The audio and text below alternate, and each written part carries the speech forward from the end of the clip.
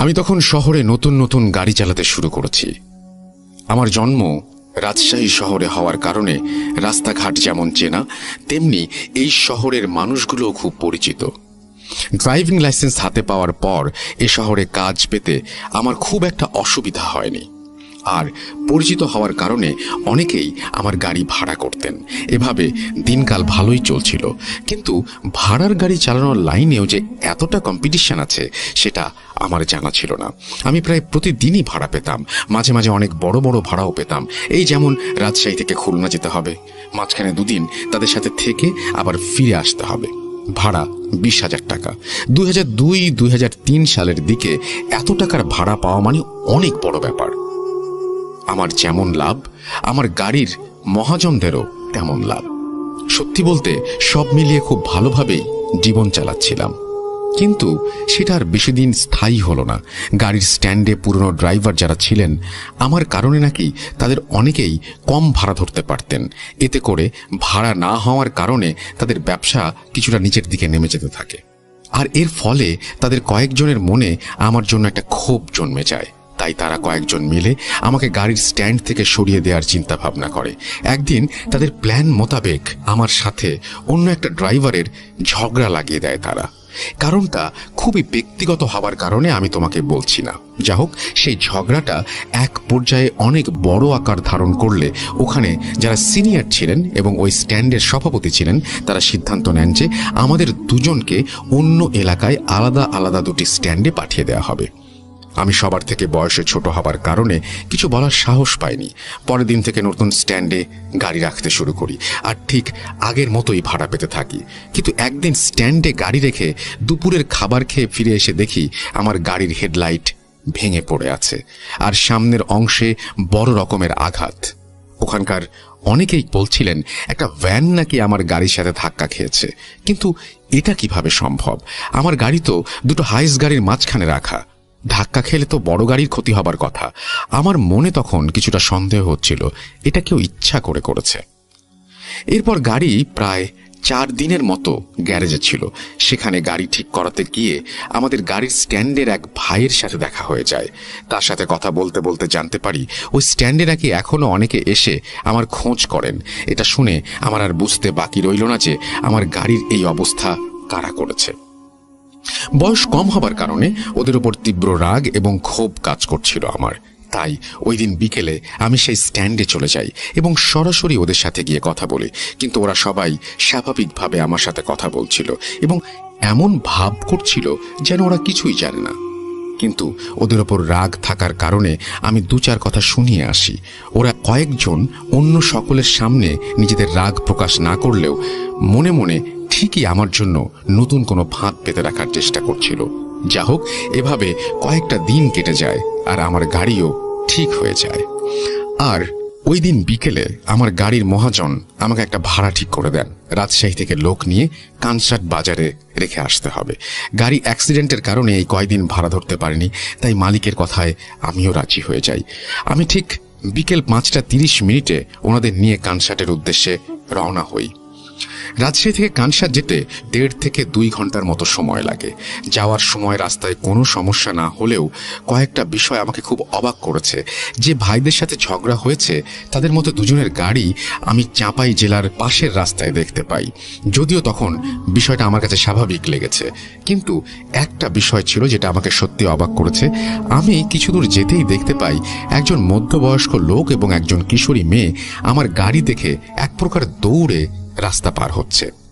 গাড়ির গতি প্রায় 60 কিলোমিটার থাকায় অ্যাক্সিডেন্টের ভয়ে আমি যেমন তেমন ভাবে গাড়ি ব্রেক করি। কিন্তু আশ্চর্যের বিষয় হলো গাড়ি থামিয়ে জানালা দিয়ে তাকিয়েও কাউকে দেখতে পাইনি।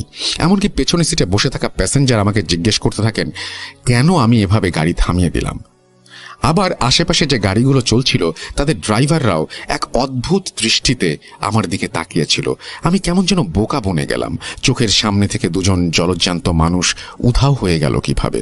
আমি আমার প্যাসেঞ্জারদের সে সময় কিছু জানাতে পারিনি। কোনোভাবে কথাটা ঘুরিয়ে দেওয়ার চেষ্টা করেছিলাম, কারণ আমি যা দেখে গাড়ি থামিয়ে দিয়েছি সেটা ওনারা দেখতে পেলে আমাকে এর কারণ জিজ্ঞেস করতেন না। তাই বিষয়টাকে আমি নিজের চোখের ভুল ভেবে কাটিয়ে দেওয়ার চেষ্টা করছিলাম। এরপর যাওয়ার পথে আর কোনো ঘটনা ঘটেনি। গন্তব্যস্থলে পৌঁছে দেখি সেখানে একটি বিয়ের অনুষ্ঠানের আয়োজন চলছে।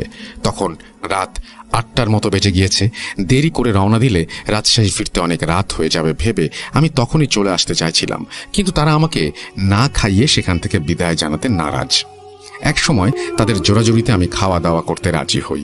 আমার প্যাসেঞ্জারের একজন আমাকে একটা জায়গায় বসতে বলে।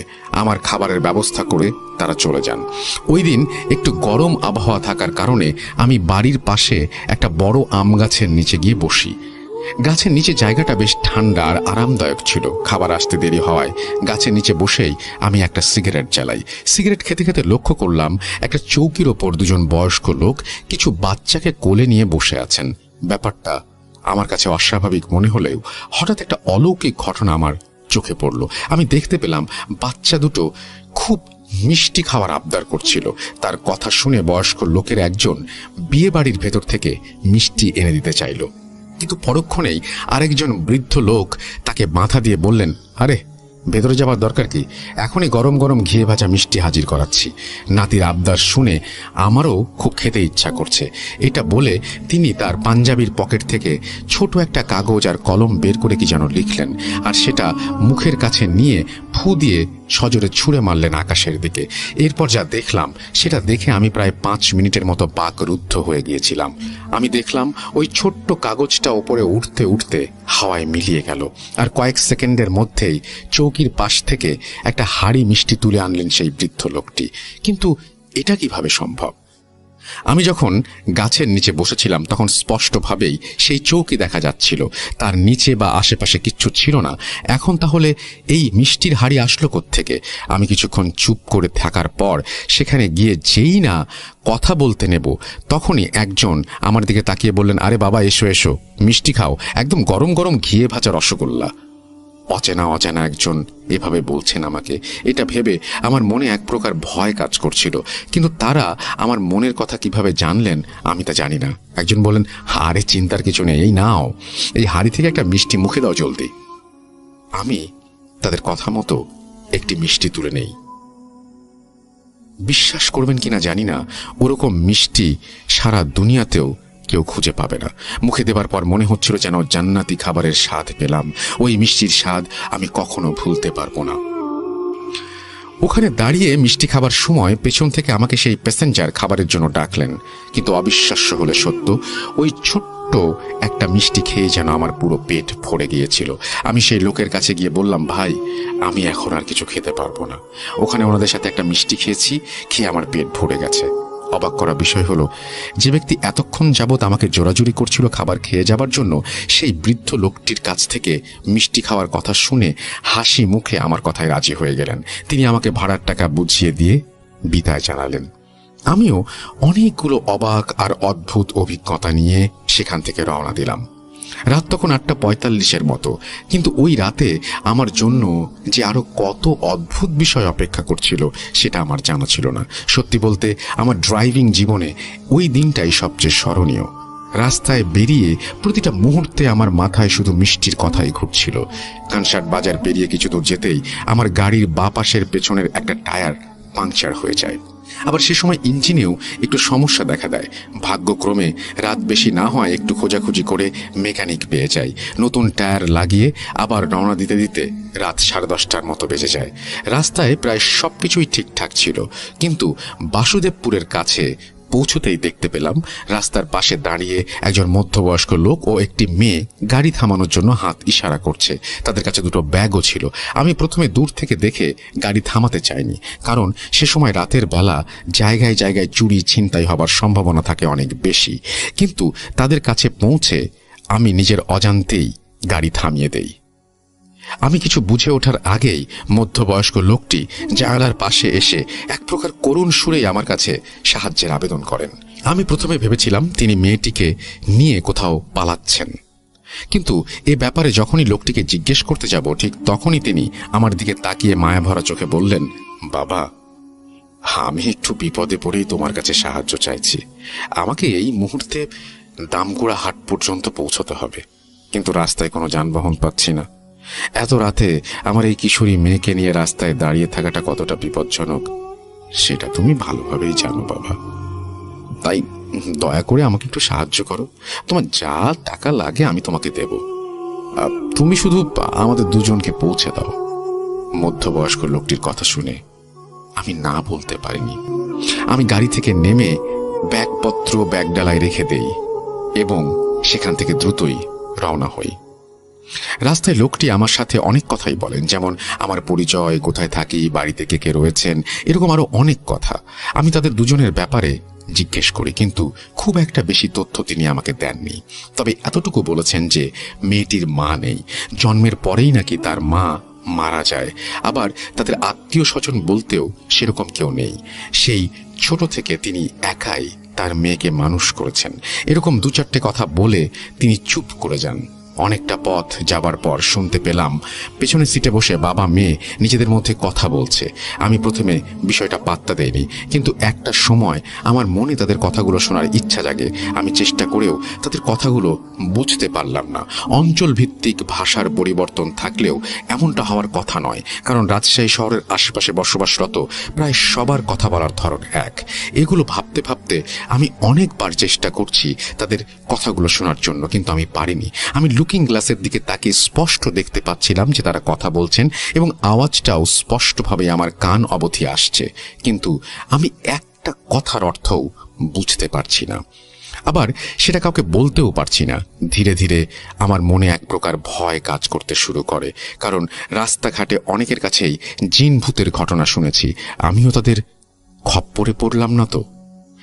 আমাকে এমন ছটফট করতে দেখে পেছন থেকে মধ্যবয়স্ক লোকটি বলে উঠলেন, বাবা ভয় পেও না, তুমি মনে যেটা ভাবছো সেটাই ঠিক, কিন্তু আমরা তোমার কোনো ক্ষতি করতে আসিনি। একটি বিশেষ কারণে আমি তোমাদের গাড়িতে উঠতে বাধ্য হয়েছি। তুমি শুধু আমাদের গন্তব্যস্থলে পৌঁছে দাও। এটা শুনে আমি আর নিজেকে কন্ট্রোল করতে পারছিলাম না। আমার পুরো শরীর কাঁপছিল। একটা সময় এমন হয়েছিল আমি গাড়ির কন্ট্রোল হারিয়ে ফেলছিলাম। আর ঠিক সেই সময় আমি দেখতে পেলাম সামনে থেকে একটা ট্রাক আমার গাড়িকে লক্ষ্য করে এগিয়ে আসছে। আমি একের পর এক হর্ন বাজাতে থাকি, কিন্তু কোনো লাভ হলো না। ট্রাকটি আমার গাড়ি থেকে 8-10 হাত দূরে থাকতেই আমি চোখ বন্ধ করে নেই, আল্লাহ বলে একটা চিৎকার করি। আমি 1.5-2 মিনিটের মতো চোখ বন্ধ করেছিলাম। তারপর পেছন থেকে একটা ঠান্ডা হাত আমি আমার কাঁধের উপর অনুভব করি, আর আমার চোখ খুলে যায়। আমি দেখতে পেলাম আমার গাড়ি রাস্তার পাশে বন্ধ হয়ে আছে। আমি এদিক ওদিক তাকিয়ে ভাবতে থাকি, আমি বেঁচে আছি তো? ঠিক তখনই পেছন থেকে মধ্যবয়স্ক লোকটি বলেন, এরপর থেকে কেউ তোমার যখনই কোনো ক্ষতি করার চেষ্টা করুক না কেন, কখনো তাদের সাথে খারাপ ব্যবহার করবে না, আর কথাও বলতে যাবে না তাদের সাথে। দেখবে সে এমনি এমনি তোমাকে ভুলে যাবে। আমি কিছু বুঝে ওঠার আগেই তিনি আবার যাত্রা শুরু করতে বললেন। আমি একটু অপেক্ষা করে নিজেকে কোনো রকম স্বাভাবিক অবস্থায় এনে আবার যাত্রা শুরু করলাম। এরকম পরিস্থিতিতে মানসিক অবস্থা কেমন হতে পারে সেটা কাউকে বোঝানো সম্ভব নয়। সে সময় আমার কাছে রাস্তার জ্ঞানও ছিল না। আমি কেমন যেন রাস্তা হারিয়ে ফেলছিলাম। কিছু দূর যাবার পর মধ্যবয়স্ক লোকটি আমাকে গাড়ি থামাতে বললেন। আমি গাড়ি থামানোর পর দেখলাম চারিদিকে শুধুই অন্ধকার, কোনো বাড়িঘর নেই, মেইন রোড ছাড়া আশেপাশে কোনো রাস্তাও নেই। একটা সময় তারা দুজন গাড়ি থেকে নেমে নিজেদের ব্যাগপত্র নিলেন আর আমাকে গাড়ি থেকে নামতে মানা করলেন। সবকিছু গুছিয়ে নেওয়ার পর মধ্যবয়স্ক লোকটি আমার সিটের পাশের জানালায় এসে বললেন, ভয় পেও না, আজ থেকে তোমার সাথে আর কোনো খারাপ কিছু ঘটবে না। আজ রাস্তায় যা যা ঘটেছে তুমি একদিন সবটা জানতে পারবে। আর হ্যাঁ, সবসময় সৎভাবে উপার্জনের চেষ্টা করবে এবং এই ড্রাইভারের পেশা কখনো ছাড়বে না। দেখবে তোমার জীবন সুন্দর হয়ে উঠবে। আজ থেকে তোমার সংসারে কখনো কোনো অভাব দেখা দেবে না। এটা বলে তারা দুজন চলে যেতে নিয়ে আবার ফিরে আসলেন এবং বললেন, আজ যা যা ঘটল তা প্রথম দেখায় কারো সামনে স্বীকার করবে না, দ্বিতীয় দেখায় কাউকে ঘটনাটা শোনাবে না, আর তৃতীয় দেখায় তোমার যদি মনে হয় সেই মানুষটি বিশ্বাসযোগ্য তাহলেই তাকে আমাদের কথা জানাবে। আর হ্যাঁ, তোমার শার্টের পকেটে পাওনা টাকা রাখা আছে, বাড়ি গিয়ে দেখে নিও। বিদায়। এটা বলে তারা দুজন হাঁটতে হাঁটতে যেন ঘন অন্ধকারে মিলিয়ে গেল। এই সব কিছু আমি আর সহ্য করতে পারিনি। আমি সেই মুহূর্তেই গাড়ির ভেতরে অজ্ঞান হয়ে যাই। এরপর আমার আর কিছু মনে নেই। ছোট বাচ্চাদের কোলাহলে আমি চোখ খুলি। চোখ মুছতে মুছতে সামনের দিকে তাকিয়ে দেখি সকাল হয়ে গিয়েছে, আর আমার গাড়ি রাস্তার পাশে পার্ক করা। চারিদিকে অনেক গাছপালা আর 2-4টে টিনের বাড়ি। কয়েকটা বাচ্চা ছেলে মেয়ে আমার গাড়ির কাছে এসে খেলাধুলা করছে। আমি তাদের একজনকে ডেকে জিজ্ঞেস করি জায়গাটা কোথায়। সে বলে এটা দামকুড়া হাট, কলেজের আগের রাস্তা। এরপর আমি গাড়ি থেকে নেমে হাত মুখ ধুয়ে চারিদিকে একটু দেখতে থাকি। হুশ ফিরলে আমি রাস্তা চিনতে পারি, আর বলতে গেলে সেই রাস্তা থেকে আমার বাড়ি ফিরতে খুব বড়জোর আধা ঘন্টা লাগবে। আমি তাড়াতাড়ি গাড়ি স্টার্ট দিয়ে বাড়ির দিকে রওনা হই। আলহামদুলিল্লাহ আমি সুস্থভাবে বাড়ি পৌঁছে যাই। বাড়ি ফিরে দেখি সবাই কেমন যেন চিন্তায় রয়েছেন। আমাকে দেখে বাবার দৌড়াতে দৌড়াতে কাছে এসে জড়িয়ে ধরে কাঁদতে শুরু করলেন। সবার মুখে একটাই কথা, তুই সারা রাত কোথায় ছিলি? এতবার ফোন করলাম, ধরিসনি কেন? তোর মালিক কতবার তোকে ফোন করেছে, তোকে না পেয়ে আমাদের ফোন করেছে, কি হয়েছিল তোর? আমার সে সময় কিছুই বলার ছিল না, কারণ আমি যদি তাদের সবটা জানিয়ে দিতাম তাহলে তারা আর আমাকে গাড়ি চালাতে দিত না। আমি কোনোভাবে গাড়ি নষ্ট আর ফোন সাইলেন্টের বাহানা দিয়ে অনেক কষ্টে তাদের বুঝ দিয়ে দেই। বাসায় ঢুকে ফোন অন করে দেখি 22টা মিসড কল উঠে আছে। আমি তাড়াতাড়ি ফ্রেশ হয়ে গাড়ি নিয়ে মালিকের কাছে রওনা দেই। যাওয়ার আগে শার্টের পকেটে হাত দিয়ে দেখি সেখানে 420 টাকা রাখা। রাতে যারা আমার গাড়িতে উঠেছিলেন তাদের কাছ থেকে পাওনা টাকা ওটা। কিছুটা ভয়ে ভয়ে টাকাটা নিয়ে বেরিয়ে পড়ি। যেহেতু চাকরি করি সেহেতু মালিককে সবটা জানানো প্রয়োজন ছিল, তাই তার কাছ থেকে আমি ওয়াদা নিয়ে সব ঘটনা খুলে বলি। তিনি যেন আমার পরিবারকে কিছু না জানান সেই ওয়াদা করিয়ে নিয়েছিলাম। যা হোক, এভাবে ঘটনা শেষ হয়। আমি আবার আমার আগের জীবনে ফিরে যাই। এবার আগের থেকেও ভালো ভাড়া পেতে থাকি। সত্যি বলতে আমার জীবন বদলে যায়। আয় রোজগার দ্বিগুণ হয়ে গিয়েছিল সে সময়। ভেবেছিলাম ঝন্টু ভাইয়ের ঘটনা এখানেই শেষ, কিন্তু আমার জন্য যে একটা টুইস্ট অপেক্ষা করছিল সেটা ভাবিনি। ঝন্টু ভাই আরো 2 কাপ কফির অর্ডার দিলেন। কি ভাবছো ঘটনা শেষ? তোমার মতো আমিও ভেবেছিলাম আমার জীবনে বোধহয় আর এরকম কোনো ঘটনা ঘটবে না, কিন্তু না। যে রহস্যের ব্যাপারে জানার জন্য আমি এতদিন অপেক্ষা করছিলাম, মাত্র 2 বছর পর সেই রহস্য নিজে থেকেই আমার কাছে এসে হাজির হয়। বুঝতে পারলে না তো? দাঁড়াও, বুঝিয়ে বলছি। তুমি মানসিকভাবে প্রস্তুতি নিতে শুরু করো, কারণ এই ঘটনার পর আমিও 2 দিনের জন্য মানসিক ভারসাম্য হারিয়ে ফেলেছিলাম। ওই ঘটনার পর 2 বছর আমি জীবনে অনেক এগিয়ে গিয়েছিলাম।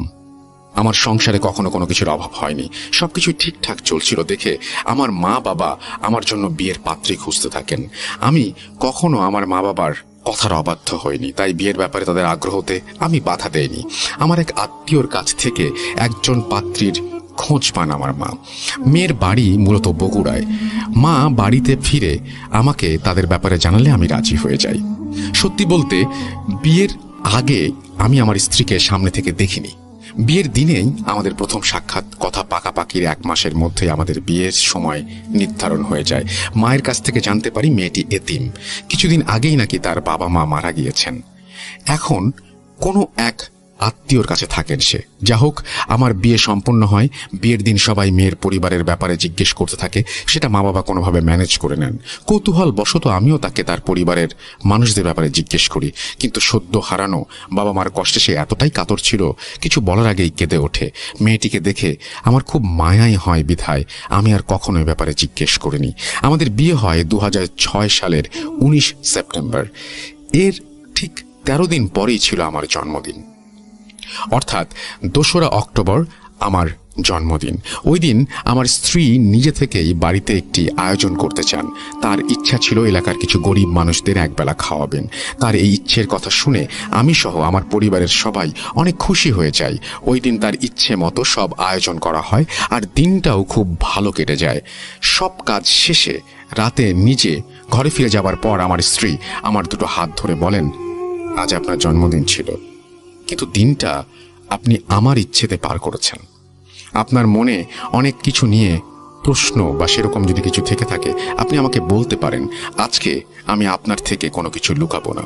তার এই কথা শুনে আমার মনে কিছু প্রশ্ন জাগে, মূলত তার পরিবারের ব্যাপারে জানার ইচ্ছে জাগে। কিন্তু বিয়ের রাতে তার পরিবারের কথা জানতে চাওয়াতে সে যেভাবে কষ্ট পেয়েছিল সেটা ভেবে আমি জিজ্ঞেস করার সাহস পাচ্ছিলাম না। আমাকে চুপ থাকতে দেখে সে আবারও বলল, আপনি নির্ভয়ে আমাকে যে কোনো কিছু জিজ্ঞেস করতে পারেন, আমি কোনো কিছু লুকাবো না।